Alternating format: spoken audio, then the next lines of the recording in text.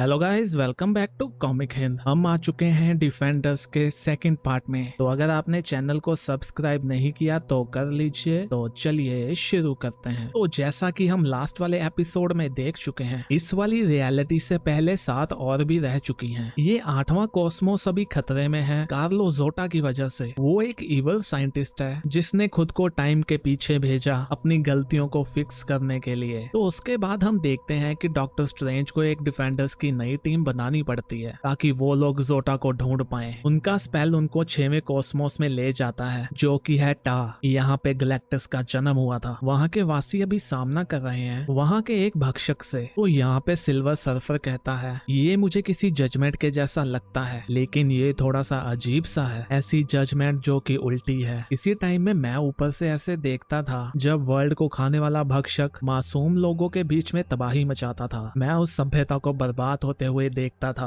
मुझे उन पे बिल्कुल भी दया नहीं आती थी, ना ही कोई और इमोशन। मैं बस अपने काम पे लगता था। मैं था महान silver surfer, Herald of Galactus, उसके विक्टिम्स को शिकार करने वाला, उसके आने की भविष्यवाणी करने वाला और वर्ल्ड के डेथ की भी। बट गैलेक्टस की भूख कभी भी खत्म नहीं हुई। वो इसके खिलाफ काफी लड़ा। अभी मैं पास्ट के टाइम में हूँ। 6वें कॉस्मोस का एंड होने वाला है। यहाँ के भक्षक का मुंह चमकता है हेट से। उसमें बहुत ही ज्यादा गुस्सा है। वो सभी जीवित लोगों को अपना दुश्मन समझता है। उसने अपनी भूख को गले लगाया है और जो बर्बादी उसने की है वो उसको एंजॉय कर रहा है और मैं डरा हुआ हूँ। तो यहाँ पे टाइया चिल्लाती है, देखो ये तो ओमनी मैक्स है। तुम टाइम टूरिस्ट ने ये वाला सीन बना दिया है। ये तो घातक संकट है। ये उसका पहला हमला हुआ है। सभी लोग बच के। ये टाक क्वेक है। तो यहाँ क्लाउड कहती है ये तो पूरी सड़क ही हम पे गिरने वाली है। तो रेड हार्पी कहती है और यहाँ के लोग भी। तभी सिल्वर सर्फर कहता है डॉक्टर स्ट्रेंज प्रोटेक्शन का स्पेल लगाओ। तो डॉक्टर कहते हैं नहीं हो सकता, मैजिक अभी मेरे काबू में नहीं है। मैंने इसको कमांड करने की कोशिश की तो पता नहीं क्या होगा। तो सिल्वर सर्फर कहता है ध्यान से। तभी डॉक्टर स्ट्रेंज पे एक चट्टान गिरने वाली होती है पर टाइया उसको बचा लेती है। वो कहती है कोई बात नहीं मिस्टर मेटालिक, मैंने मछली को पकड़ लिया है। तो सिल्वर सर्फर बताता है ये हलचल भी जानी पहचानी है। साफ साफ देखा जाए तो ये एक साइंसर है। ये हकों के लिए लड़ने वाले टेक्नोक्रेट्स हैं यहाँ के। तो टाइया डॉक्टर को पकड़ी होती है। वो कहती है ये मेरे लिए एक हैंडसम कैच है। तो डॉक्टर उसको कहते हैं इतना दिल जीतने वाला बचाव मैंने कभी नहीं देखा। तो सिल्वर सर्फर बताता है और डॉक्टर अभी नहीं। अभी वो कहता है हमें शेल्टर ढूंढनी चाहिए। तो टाया कहती है सभी सिविलियन ट्रबल जोन के बाहर हैं। सिल्वर वन ये तुम्हारे दोस्तों की वजह से हुआ है, बट अभी ये हमारे लिए टाइम है डक एंड कवर का। हर एक सेकंड मायने रखता है। तुम लोग मेरे आसपास ही रहना, मैं वॉर्म होल को एक्टिवेट करने वाली हूँ। तो वो सभी को कहती है ये मेरा साइंस का किला है जिसको कुछ लोगों ने ही देखा है। यहाँ पर हर साइंसर की अपनी हाइपर लैब है, एक टेसरेक्ट स्पेस। यहाँ पे वो लिमिट के बाहर भी एक्सपेरिमेंट हो सकते हैं जो हमें नहीं पता। अभी रेड हार्पी कहती है ये स्मेल कैसी है। तो डॉक्टर कहते हैं मैं तुम्हारे डाउट को समझ सकता हूँ। ये ऐसा मल्टीवर्स है जो डिवोटेड है साइंस को। सभी कॉन्सेप्ट का जन्म यहीं पे हुआ है। ये कोई कोल्ड प्लेस नहीं है। इसको लव और हेट का पता है, एक्शन और इमोशन का पता है। तो टाइया कहती है इसमें तो शक की कोई बात नहीं है। इस वर्ल्ड का पैशन काफी हीट भी छोड़ता है जैसे कोई फूटता हुआ स्टार हो। तो डॉक्टर कहते हैं बट ये रियलिटी हमारे लिए बिल्कुल नहीं है। तो मैं समझ सकता हूँ। तो रेड हार्पी कहती है नहीं, मुझे सच में स्मेल आ रही है। किसी बेबी ने अपना डायपर गंदा किया है, उसका डायपर अभी चेंज हो रहा है। तो टाया हंसते हुए कहती है तो बेबी गैलन अपनी नींद से जाग गया है। तो सिल्वर सर्फर कहता है गैलन। तो टाइया बताती है गैलन का जन्म वॉर्म ट्यूब में हुआ था जिसको मैंने डिजाइन किया है। मैंने अपना डीएनए और एक डोनर का सीड यूज किया। एक दिन वो मेरे से भी आगे निकलेगा। वो टा का महान खोज करने वाला बनेगा। कौन जानता है कि वो कैसे कॉस्मिक अजूबे देखने वाला है। तो सिल्वर सर्फर हमें बताता है मैं उस टाइम शांत रहा बट मुझे तो पता था गैलन जीने वाला है 6वीं कॉस्मोस की मौत को देखने के लिए। वो टोटल नॉलेज पाने के लिए इसके मौलिक कॉस्मिक हार्ट में जाने वाला है। इस सब के बीच में उसका जन्म दोबारा से होगा। वो बनेगा गैलेक्टस जो वर्ल्ड्स को खाने वाला होगा। तभी वो टाया को कहता है क्या तुम इसको उठाने नहीं वाली। तो वो बताती है टेक्नोकोड इसकी सभी नीड को देखता है। हमें इसको बचाना है किसी भी नुकसान से और उसके लिए मुझे काम करना होगा। तो वो कहता है मैं थोड़े टाइम के लिए यहाँ रुकूंगा। तो सिल्वर सर्फर हमें बताता है इसमें कोई भी गलती नहीं होने वाली। ये बच्चा एक दिन अमानवीय शक्ति बनने वाला है जो कि इसे इसके चिल्लाते हुए विक्टिम से मिलेगी। क्या वो अपने इस मैकेनिकल झूले में यही सब सीख रहा है? क्या उसका दिल इतना बड़ा बन रहा है और वो अनजान है एक मरते हुए सन के जैसे? क्या वो पहले ही इस रास्ते पे चल चुका है? क्या मैं ये सब अब रोक सकता हूँ। तभी रेडर उस पे बंदूक तान देता है। वो कहता है वहीं पे रुक जाओ। तो सिल्वर सर्फर कहता है तुम, उसमें कोई भी गोली ऐसी नहीं होगी जिसका मुझ पे इफेक्ट होगा। तो वो कहता है तुम्हें पता है ना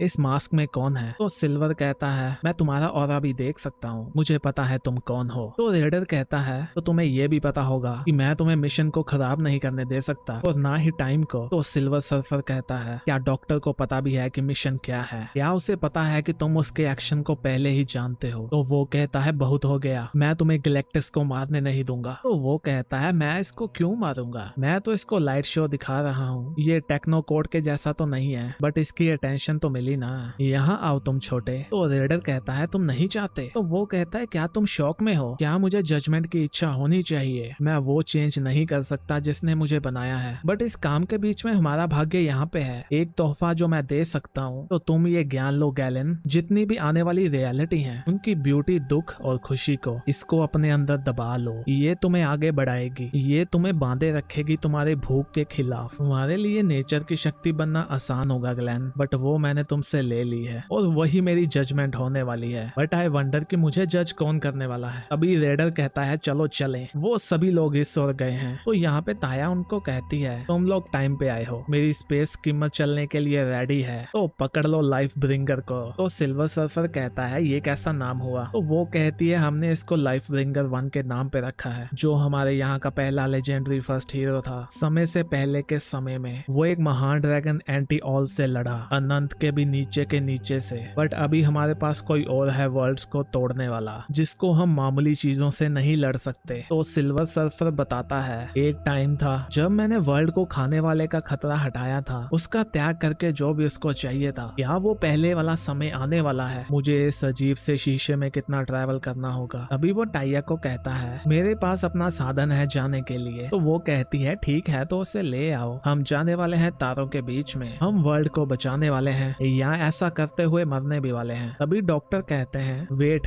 अभी मैंने कुछ सोचा। तो रेडर अगर हम ओमनीमैक्स के ज्यादा पास पहुंच गए तो तुम अपने मास्क का यूज करते हुए उसके इक्वल हो सकते हो। तो वो कहता है उसकी भूख के इक्वल, तो हम स्टार्टिंग में ही पहुंच जाएंगे। तो डॉक्टर कहते हैं क्या हमारे पास कुछ और भी है? आया तुमने तो कहा था कि हम उससे फाइट नहीं कर पाएंगे। तो वो कहती है हाँ आसानी से तो नहीं, बट हमारे पास एक गोपनीय वेपन है, ये है दी मदर क्यूब। इसमें वो सब है जिसकी ओमनीमैक्स में कमी है। इसमें टा में जो भी है उनके इमोशंस हैं, उनका लव है, उनकी खुशी है, उनका अभिमान है। इसमें जीवन के रंग हैं जो उसकी ग्रे भूख के बाहर हैं। ये एम्पैथी बॉक्स सब कुछ भेजेगा। तो क्लाउड कहती है तुम्हें उसकी दया चाहिए। तो रेड हार्पी कहती है लोग कभी भी चेंज नहीं होते। तो डॉक्टर कहते हैं क्या कोई कॉस्मिक जीव इनको फील भी कर सकता है इसकी इमोशंस को? तो टाया बताती है अगर वो नहीं कर पाया तो ये उसको स्पेस हॉर्नेट के जैसे काटने वाली हैं। तो दोनों ही रास्ते में उसको पीछे हटना ही पड़ेगा। अभी रेडर कहता है मुझे इसमें विश्वास है बट हमें कुछ और भी प्लान बनाना चाहिए, वो सामने देखो। तो सिल्वर सर्फर बताता है ऑफ कोर्स शीशा हमेशा दिखाता है हम एक भक्षक को फेस करने वाले हैं, तो उनका एक हेरल्ड होता ही है। अभी उनके सामने कोई उड़ते हुए आता है। वो कहता है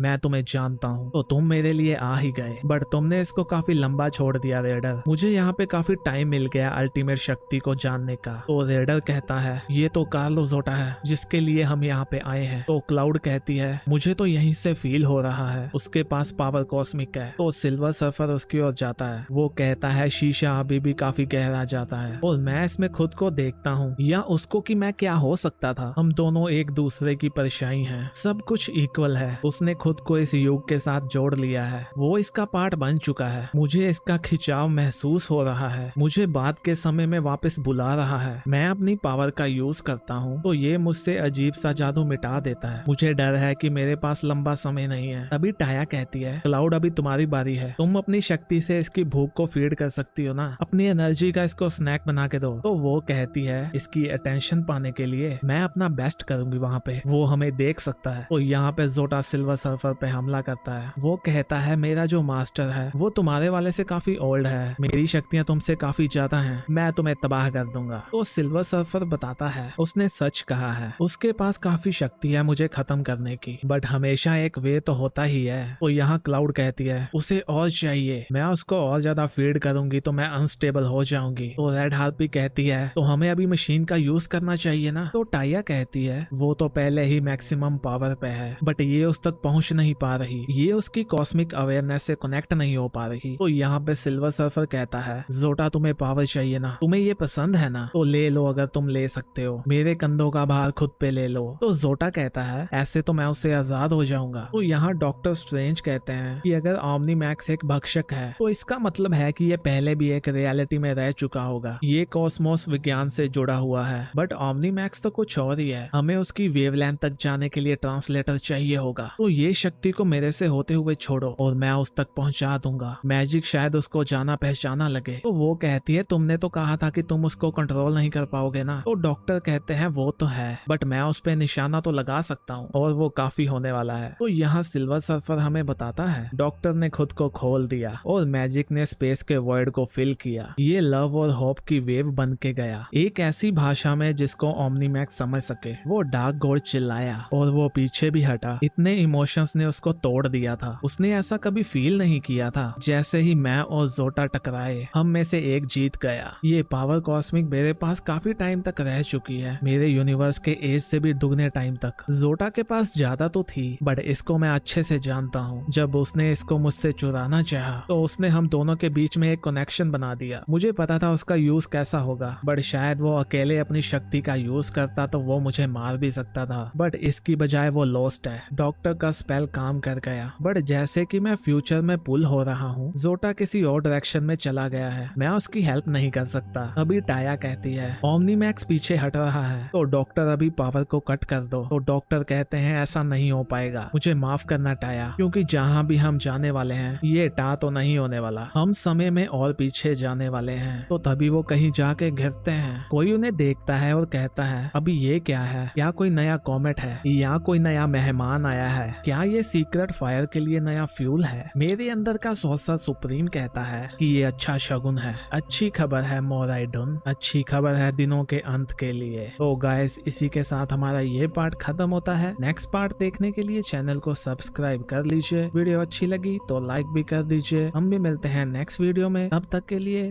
बाय बाय।